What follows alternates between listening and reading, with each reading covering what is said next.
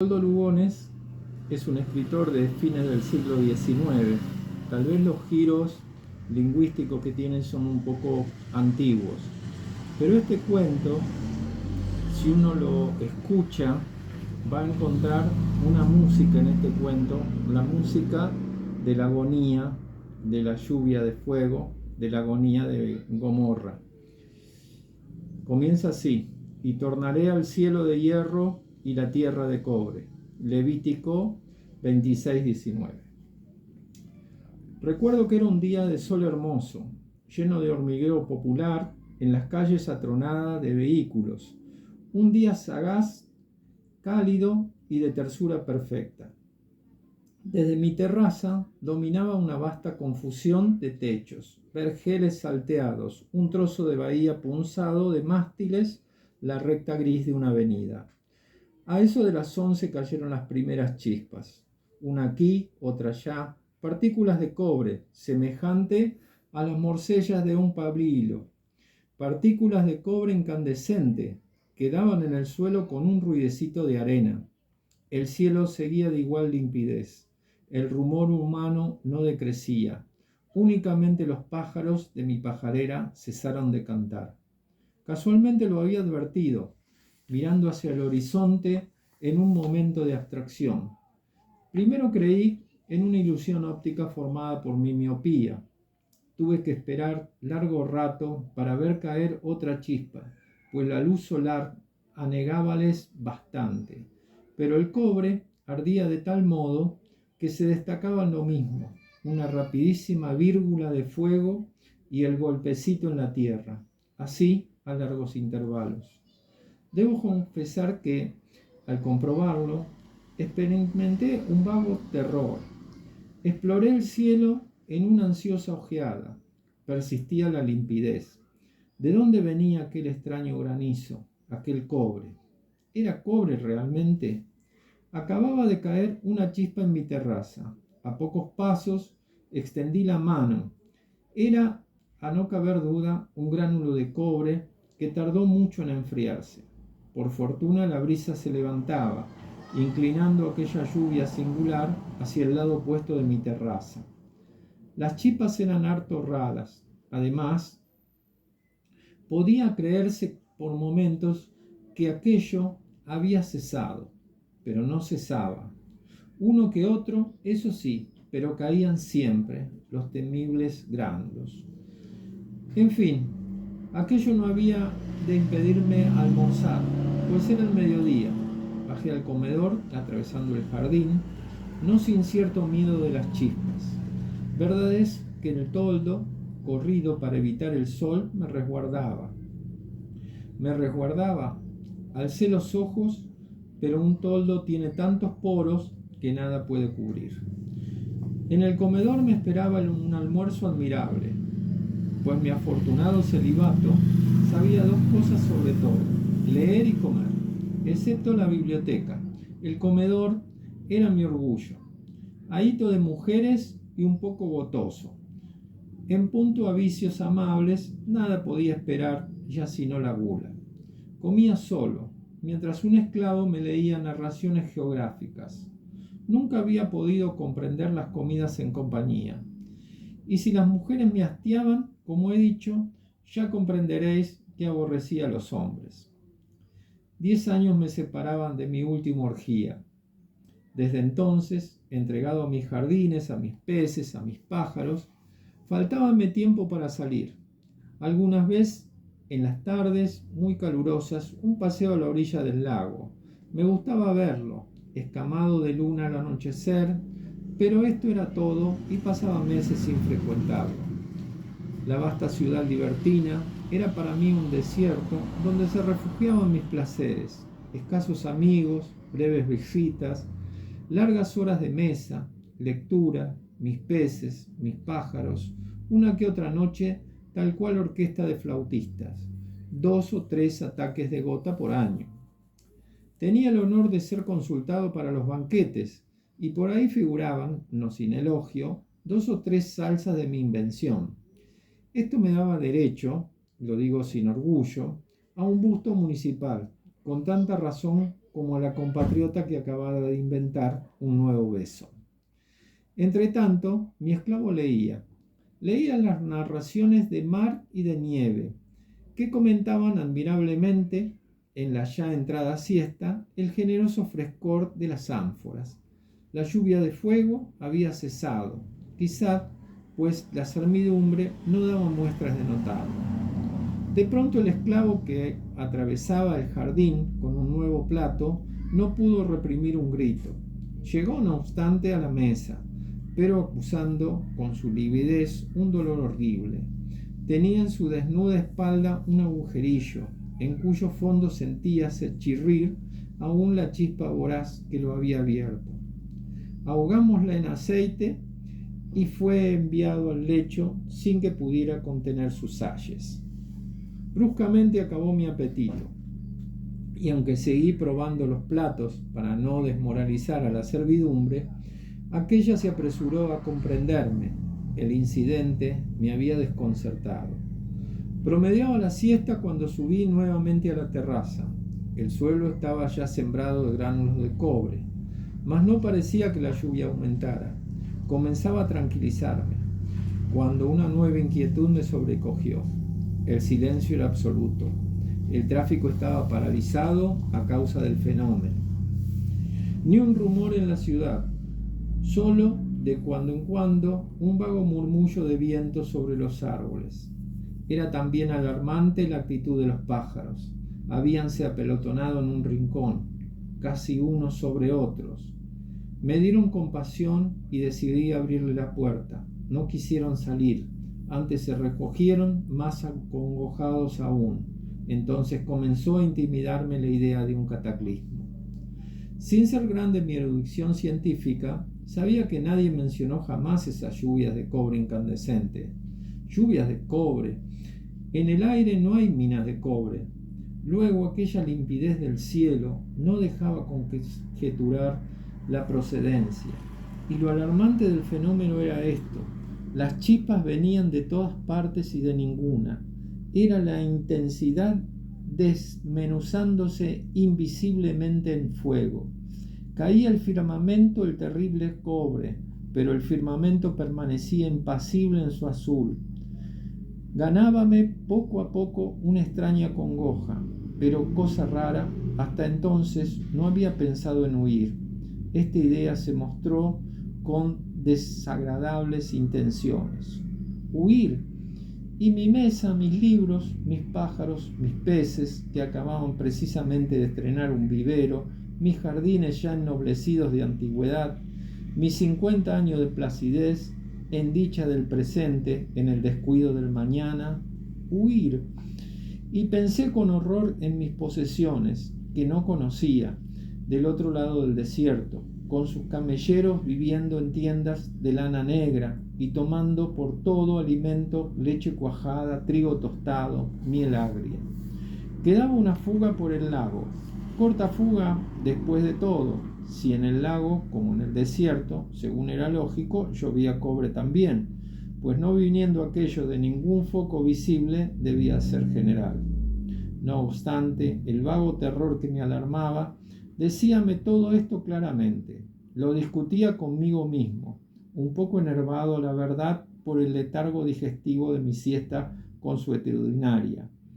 Y después de todo, algo me decía que el fenómeno no iba a pasar allí. Sin embargo, nada se perdía con hacer armar el carro. En ese momento llenó el aire una vasta vibración de campanas, y casi junto con ella advertí una cosa: ya no llovía cobre. El repique era una acción de gracias coreada casi acto continuo por el murmullo habitual de la ciudad. Esta despertaba de su fugaz atonía doblemente gárrula. En algunos barrios hasta quemaban petardos. Acodado al parapeto de la terraza, miraba con un desconocido bienestar solidario la animación vespertina, que era todo amor y lujo. El cielo seguía purísimo. Muchachos afanosos recogían en escudillas la granalla de cobre que los caldereros habían empezado a comprar. Era todo cuanto quedaba de la grande amenaza celeste. Más numerosa que nunca, la gente de placer colorida las calles, y aún recuerdo que sonreí vagamente a un equívoco mancebo, cuya túnica recogida hasta las caderas, en un salto de boca calle, dejó ver sus piernas glabras, jaqueladas de cintas. Las cortesanas, con el seno desnudo, según la nueva moda, y apuntalado en deslumbrante corcelete, paseaban su indolencia sudando perfumes.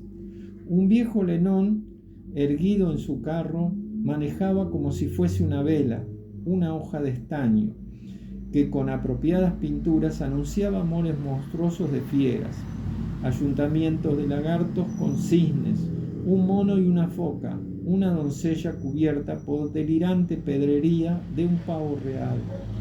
Bello cartel, a fe mía, y garantida la autenticidad de las piezas, animales amaestrados por no sé qué hechicería bárbara y desequilibrados con opio y con azafétida. Seguido por 3 jóvenes enmascarados, pasó un negro amabilísimo que dibujaba en los patios, con polvos de colores desparramados al ritmo de una danza, escenas secretas. También depilaba al oro pinonte y sabía dorar las uñas. Un personaje fofo, cuya condición de eunuco se adivinaba con su morbidez, pregonaba al son de crótalos de bronce cobertores de un tejido singular que producía el insomnio y el deseo. Cobertores cuya abolición habían perdido los ciudadanos honrados, pues mi ciudad sabía gozar, sabía vivir. Al anochecer recibí 2 visitas que cenaron conmigo. Un condiscípulo jovial, matemático, cuya vida desarreglada era el escándalo de la ciencia, y un agricultor enriquecido. La gente sentía necesidad de visitarse después de aquellas chispas de cobre, de visitarse y de beber, pues ambos se retiraron completamente borrachos. Yo hice una rápida salida. La ciudad caprichosamente iluminada había aprovechado la coyuntura para decretarse una noche de fiesta. En algunas cornisas alumbraban perfumando lámparas de incienso. Desde sus balcones, las jóvenes burguesas, excesivamente ataviadas, se divertían en proyectar de un soplo a las narices de los transeúntes distraídos tripas pintarrajeadas y crepitantes de cascabeles. En cada esquina se batallaba, de balcón a balcón cambiábanse flores y gatitos de dulce. El césped de los parques palpitaba de parejas. Regresé temprano y rendido. Nunca me acogí al lecho con más grata pesadez de sueño. Desperté bañado de sudor, los ojos turbios, la garganta reseca. Había afuera un rumor de lluvia. Buscando algo, me apoyé en la pared y por mi cuerpo corrió como un latigazo el escalofrío del miedo. La pared estaba caliente y conmovida por una sorda vibración. Casi no necesité abrir la ventana para darme cuenta de lo que ocurría. La lluvia de cobre había vuelto, pero esta vez nutrida y compacta. Un caliginoso vaho sofocaba la ciudad. Un olor entre fosfato y urinoso apestaba el aire. Por fortuna, mi casa estaba rodeada de galerías y aquella lluvia no alcanzaba las puertas. Abrí la que daba al patio. Los árboles estaban negros, ya sin follaje. El piso cubierto de hojas carbonizadas. El aire, rayado de vírgulas de fuego, era de una paralización mortal, y por entre aquellas se divisaba el firmamento, siempre impasible, siempre celeste. Llamé en vano, penetré hasta los aposentos famularios, la servidumbre se había ido. Envuelta las piernas en un cobertor de viso, acorazádome, espaldas y cabeza, con una bañera de metal que me aplastaba horriblemente. Pude llegar hasta las caballerizas. Los caballos habían desaparecido también, y con una tranquilidad que hacía honor a mis nervios, me di cuenta de que estaba perdido. Afortunadamente, el comedor se encontraba lleno de provisiones. Su sótano, atestado de vinos. Bajé a él. Conservaba todavía su frescura. Hasta su fondo no llegaba la vibración de la pesada lluvia, el eco de su grave crepitación. Bebí una botella y luego extraje de la alacena secreta el pomo de vino envenenado. Todos los que teníamos bodega poseíamos uno, aunque no lo usábamos ni tuviéramos convidados cargosos. Era un licor claro e insípido, de efectos instantáneos. Reanimado por el vino, examiné mi situación. Era asaz sencilla. No pudiendo ir, la muerte me esperaba. Pero con el veneno aquel, la muerte me pertenecía. Y decidí ver eso todo lo posible, pues era, a no dudarlo, un espectáculo singular. Una lluvia de cobre incandescente, ciudad en llamas. Valía la pena. Subí a la terraza, pero no pude pasar de la puerta que daba el acceso a ella. Veía desde allá lo bastante. Sin embargo, veía y escuchaba. La soledad era absoluta. La crepitación no se interrumpía sino por uno que otro ululato de perro o explosión anormal. El ambiente estaba rojo y a su través troncos, chimeneas, casas blanqueaban con una lividez tristísima. Los pocos árboles que conservaban follajes retorcíanse negros de un negro de estaño. La luz había decrecido un poco, no obstante de persistir la limpidez celeste. El horizonte estaba, esto sí, mucho más cerca y como ahogado en ceniza. Sobre el lago flotaba un denso vapor que algo corregía la extraordinaria sequedad del aire. Percibíanse claramente la combustible lluvia en trozos de cobre que vibraban como el cordaje innumerable de un arpa, y de cuando en cuando mezclábanse con ella ligeras flámulas. Humaredas negras anunciaban incendios aquí y allá. Mis pájaros comenzaban a morir de sed y hube de bajar hasta el aljibe para llevarles agua. El sótano comunicaba con aquel depósito, vasta cisterna que podía resistir mucho al fuego celeste, mas por los conductos que del techo y de los patios desembocaban allá, habíase deslizado algún cobre y el agua tenía un gusto particular, entre natrón y orina, con tendencia a salarse. Bastóme levantar la trampilla de mosaico que cerraban aquellas vías para cortar a mí agua toda comunicación con el exterior. Esa tarde y toda la noche fue horrendo el espectáculo de la ciudad.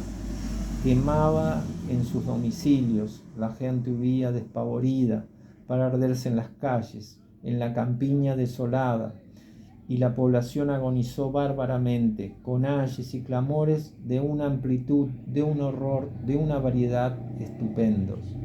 Nada hay tan sublime como la voz humana, el derrumbe de los edificios, la combustión de tantas mercancías y efectos diversos, y más que todo la quemazón de tantos cuerpos, acabaron por agregar al cataclismo el tormento de su hedor infernal.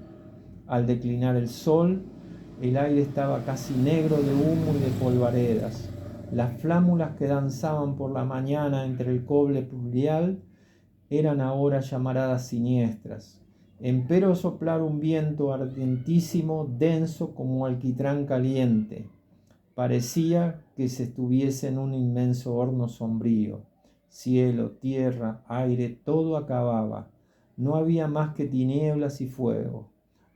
El horror de aquellas tinieblas que todo el fuego, el enorme fuego de la ciudad ardida, no alcanzaban a dominar, y aquella fetidez de pingajos, de azufre, de grasa cadavérica en el aire seco que hacía escupir sangre, y aquellos clamores que no sé cómo no acababan nunca, aquellos clamores que cubrían el rumor del incendio, más vasto que un huracán, aquellos clamores en que aullaban, gemían, bramaban todas las bestias con un inefable pavor de eternidad.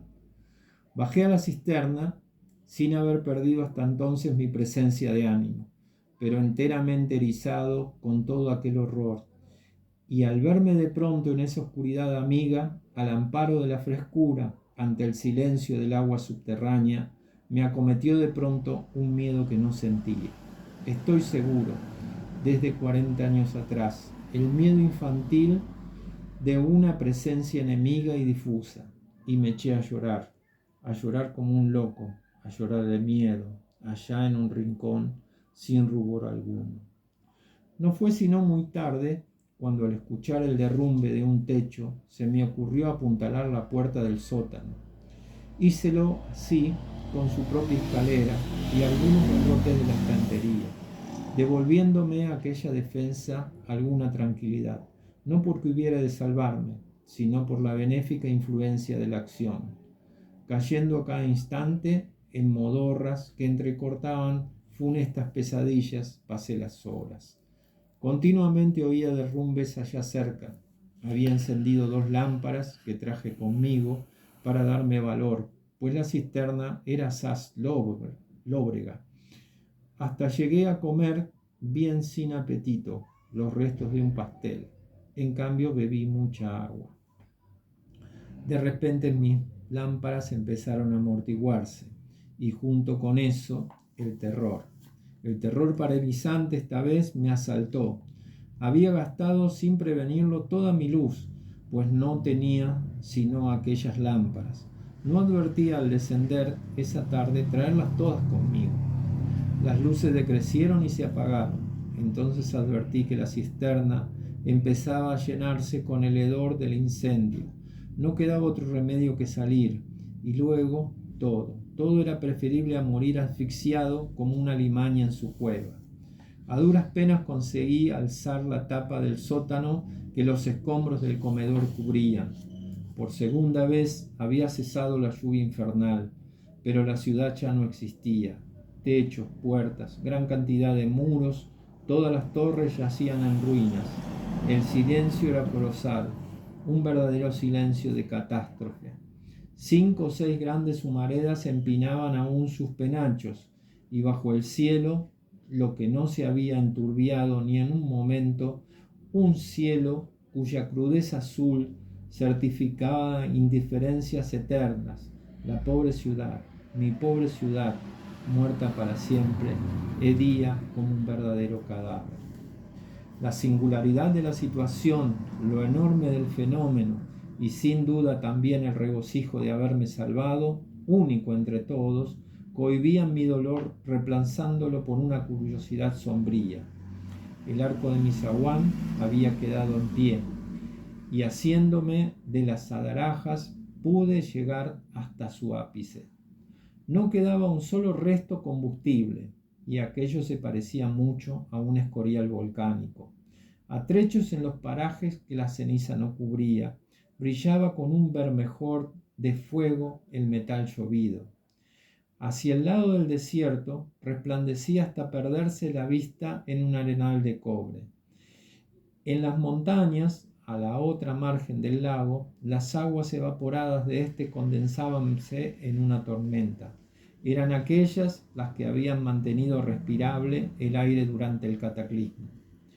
El sol brillaba inmenso y aquella soledad empezaba a agobiarme con una honda desolación, cuando hacia el lado del puerto percibí un bulto que vagaba entre las ruinas. Era un hombre, y habíame percibido ciertamente, pues se dirigía a mí. No hicimos ademán alguno de extrañeza cuando llegó, y trepando por el arco vino a sentarse conmigo. Tratábase de un piloto, salvado como yo en una bodega, pero apuñaleando a su propietario. Acababa de agotársele el agua y por ello salía. Asegurado a este respecto, empecé a interrogarle. Todos los barcos ardieron, los muelles, los depósitos y el lago habíase vuelto amargo, aunque advertí que hablábamos en voz baja. No me atreví, ignoro por qué, a levantar la mía. Ofrecíle mi bodega, donde quedaban aún 2 docenas de jamones, algunos quesos y todo el vino. De repente notamos una polvareda hacia el lado del desierto, la polvareda de una carrera, alguna partida que enviaban, quizás en socorro, los compatriotas de Adama o de Seboín. Pronto hubimos de sustituir esta esperanza por un espectáculo tan desolador como peligroso. era un tropel de leones, las fieras sobrevivientes del desierto que acudían a la ciudad como a un oasis, furiosos de sed, enloquecidos de cataclismo. La sed y no el hambre los enfurecía, pues pasaron junto a nosotros sin advertirnos. ¿Y en qué estado venían?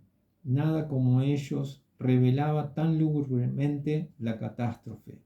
Pelados como gatos sarnosos, reducidas a escasos chicharrones lacrín, secos los ijares, en una desproporción de cómicos a medio vestir con una fiera cabezota, el rabo agudo y crispado como el de una rata que huye, las garras postulosas, chorreando sangre, todo aquello decía a las claras, sus 3 días de horror bajo el azote celeste, el azar de las inseguras cavernas que no habían conseguido ampararlos. Rondaban los surtidores secos como un desvarío humano en sus ojos y bruscamente reemprendían su carrera en busca de otro depósito agotado también, hasta que sentíanse por último en torno del postrero, con el calcinado hocico en alto, la mirada vagorosa de desolación y de eternidad, quejándose al cielo, estoy seguro, pusiéronse a rugir. Nada, ni el cataclismo con sus horrores, ni el clamor de la ciudad moribunda era tan horroroso como ese llanto de fiera sobre las ruinas. Aquellos rugidos tenían una evidencia de palabra. Lloraban quién sabe qué dolores de inconsciencia y de desierto a alguna divinidad oscura. El alma sucinta de la bestia agregaba a sus terrores de muerte el pavor de lo incomprensible. Si todo estaba lo mismo, el sol cotidiano, el cielo eterno, el desierto familiar, ¿por qué se ardían y por qué no había agua? Y careciendo de toda idea de relación con los fenómenos, su horror era ciego, es decir, más espantoso. El transporte de su dolor elevábalos a cierta vaga noción de proveniencia, ante aquel cielo de donde había estado cayendo la lluvia infernal, y sus rugidos preguntaban ciertamente algo a la cosa tremenda que causaba su poder parecer. Esos rugidos, lo único de grandioso que conservaban aún aquellas fieras disminuidas, cual comentaban el horrendo secreto de la catástrofe, cómo interpretaban en su dolor irremediable la eterna soledad, el eterno silencio, la eterna sed.